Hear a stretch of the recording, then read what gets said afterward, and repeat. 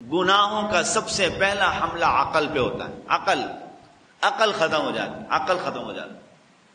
اور جب یہ عقل ختم ہوئی تو میرے محترم اللہ نے کیا کیا. آج کوئی کہے کہ میں ابو لہب کے خاندان کا ہوں، اس کو لوگ ایسا استقبال کریں گے کہ زندگی میں پھر کبھی سوچا بھی نہیں ہوگا کسی نے. ابھی کوئی کہہ سکتا ہے کہ میں ابو جہل کے خاندان کا ہوں؟ کوئی کہہ سکتا ہے؟ کبھی بھی کوئی نہیں کہے گا. لیکن حبشہ کے رہنے والوں کا آج بھی میں ایک دن مدینہ منورہ میں مسجد نبوی میں بیٹھا ہوا تھا، میرے ساتھ ایک بندہ بیٹھا تھا، وہ ایک حدیث پڑھ رہا تھا.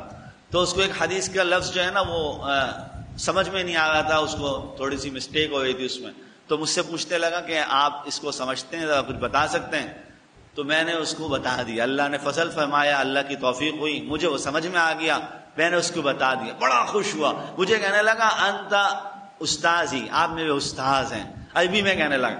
پھر میں نے کہا کہ بولنے لگا کہ میں جو خود اپنے بارے میں کہنے بول رہا ہے، میں حبشہ کا ہوں، حبشہ کا رہنے والا ہوں، اور آپ ایک حبشی کے استاذ ہو گئے. پھر مجھے بول رہا ہے، بڑے تعجب سے مجھ سے پوچھ رہا ہے، انت تعرف حبشہ، یعنی آپ جانتے ہو کہ حبشہ کیا ہے؟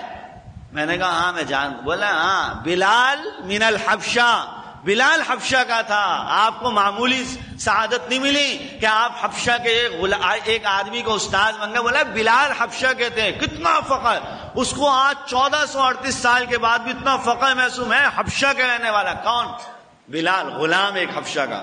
اور ہم کہیں جاتے ہیں نا، ہم سے کوئی پوچھتا ہے کہاں کے، ہم کو شرم آتی ہے، کیا نام بتائیں؟ ہم اس ملک کے ہیں جہاں کے صدر صاحب کون ہیں، جہاں کے فلاں صاحب کون ہیں، جہاں کے وزیر صاحب کون ہیں، جہاں کے گورنر صاحب کون. ہم لوگوں کو اس پہ شرم آ.